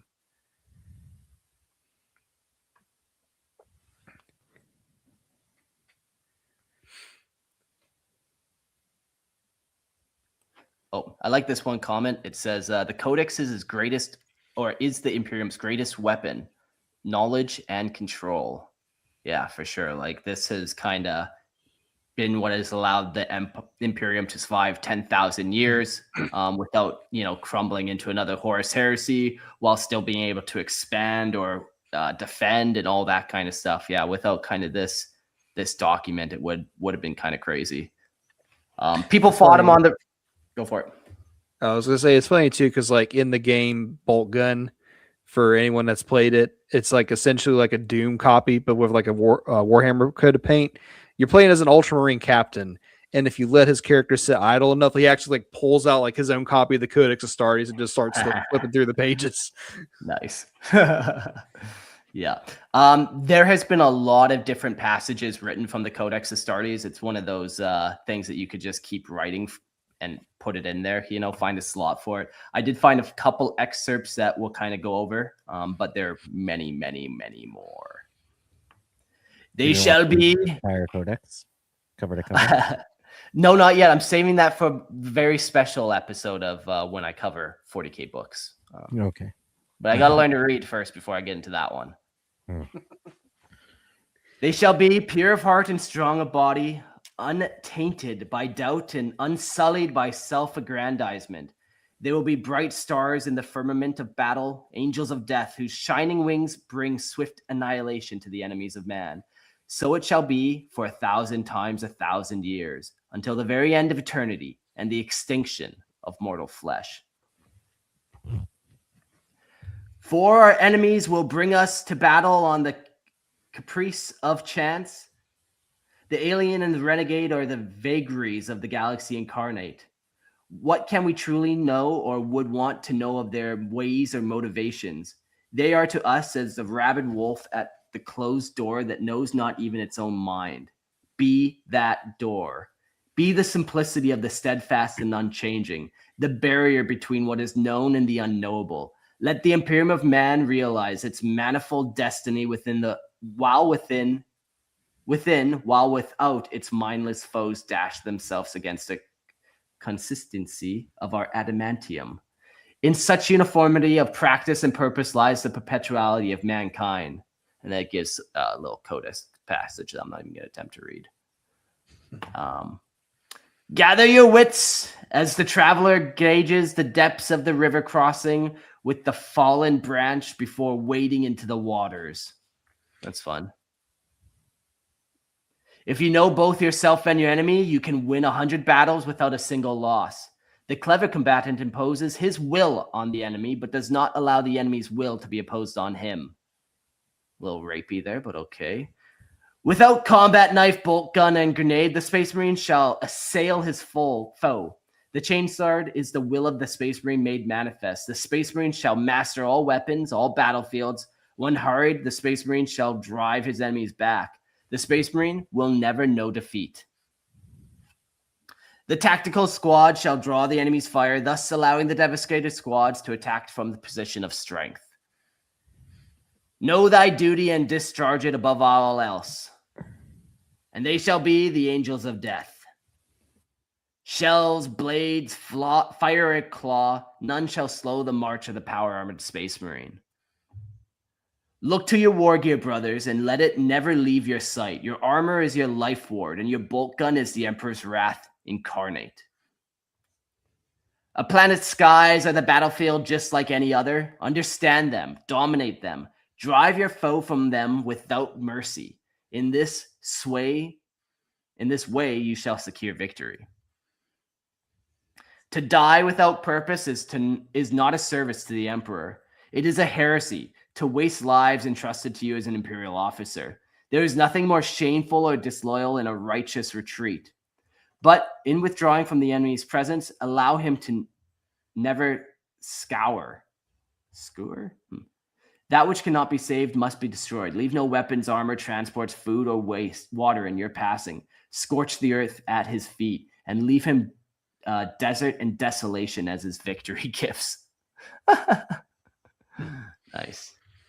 I got another Guilliman quote for 10th edition. Another 40k Guilliman quote. That's pretty cool. If we have time for that, you can read it right now. Yeah. Okay. So this is actually the quote that Guilliman gives, like, to bring in the 40k's 10th edition, and it goes something like this: "Victory. That is what the preachers cry from the spires of their temples, what commanders tell the soldiers in their service. The Indominus crusade meets with triumph after triumph. Day by day, we tear Imperium nihilists from the despoiler's grip. And though we are beset on all sides, with each battle, we drive back the mutant, the heretic, the alien. As I speak these words, our forces engage the remnants of Leviathan, reclaiming lost worlds, atoning for old shames. A crusade to cleanse the stars, taking the fights to the enemy. We routed the Tyranids at Baal. We broke their high fleet. Soon their foulness will be but a memory." That is what the preachers say. Belief will not save us. Lies will not protect us. But it is our hope that will damn us. In the spires and the slums, our people sing of victory. Victory as the galaxy burns. Victory as the Imperium rots around us. Victory as humanity rages against the dying of the light. Victory. Oh, fuck. Yeah, he's not happy with 40k, really, hey? Like, yeah. But, like, it's sweet, man. Like, he's right on with it. Like, it seems like when you're looking from propaganda, it's this heroic place of, you can make a name for yourself on a pile of skulls as you fight off the enemies of mankind and then go home to your family a hero. But, like, that ain't happening. Like, this is just a place of death and destruction and rot from the inside.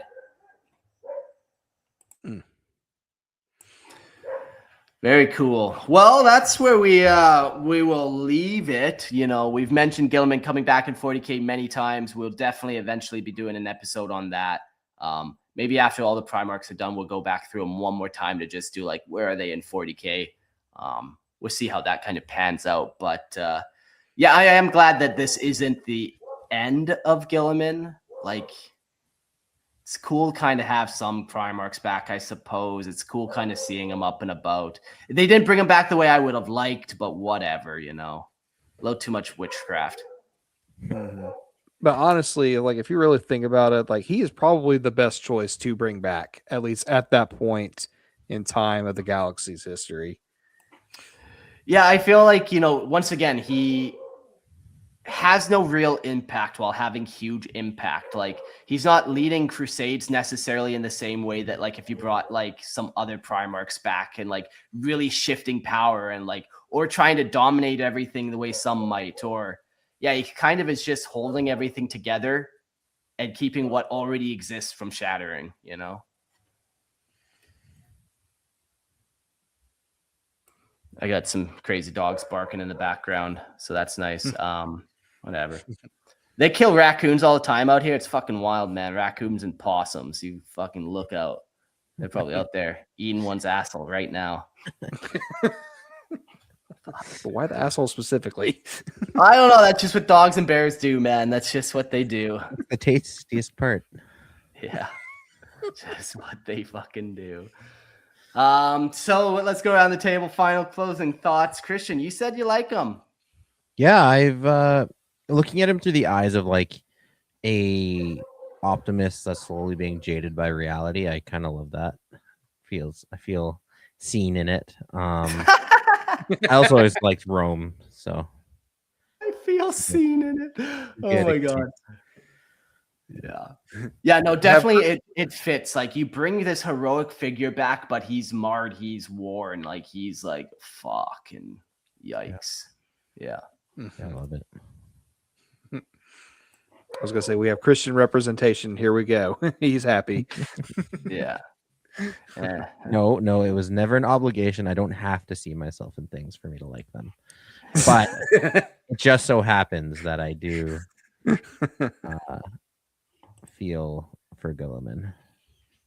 Yeah, for sure. Especially 40k Guilliman. Like, yeah, just great character, great kind of personality changes throughout, just slow. But yeah. Gerald, and your kind of closing thoughts on the boy? I mean, I pretty much stated it all in the beginning. Like, I always kind of like Guilliman. Like, I rag on the Ultramarines a lot, and I fully blame Matt Ward and all the propaganda and poster boy stuff for that. But Guilliman, like by himself, great Primarch, good, probably the best choice to, at least as far as the first Primarch to come back. Like all around, like very level-headed and pragmatic and practical, and something that you definitely need to like hold, like what you said, hold everything together. That's completely fallen apart in 40k. Yeah, I like that that like believableness to him, where it's like I feel like this Primarch is actually what you want. Like you read some of them, and you're just like, why is this guy a fucking lunatic? Or like, why do they make such childish mistakes? Or like, you're supposed to be these demigod superhumans, and like you can't even figure out some basic things. Where like Guilliman just seems like he is exactly what you would want the Primarch to be. So, you know, kudos to him for that. Doesn't make a very dramatic story, but it makes for a reliable story, I guess. I don't know. Mm-hmm. Tons of great artwork from. Let's just leave you on one closing picture of him killing things. Excellent. Excellent.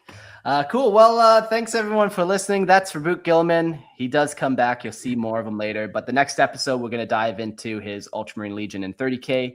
And then next episode, the 40K chapter. So we're going to kind of keep going on with the boys in blue. If you want to join the Patreon, don't forget you can come join the Patreon. Any money you throw our way definitely helps. If you've listened this long and you're already on the Patreon, maybe just throw me a $5. Just toss $5 my way. It won't hurt you, but it will really help grow the show and keep things kind of moving. Come listen to Lorehammer. Listen to Lore if you want. It's on a separate podcast feed, so you will have to go type in Lorehammer, listen to Lore podcast, and you find it. Over 200 short stories are kind of up there, so go check that out.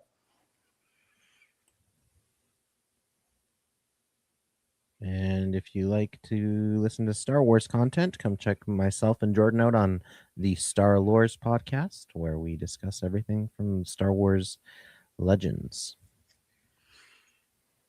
You know, it's funny, Christian. I was actually just talking with my co-host, and we were talking about how we should definitely do another crossover again at some point. Yeah, I would be 100% down. I'll get my people to talk to people.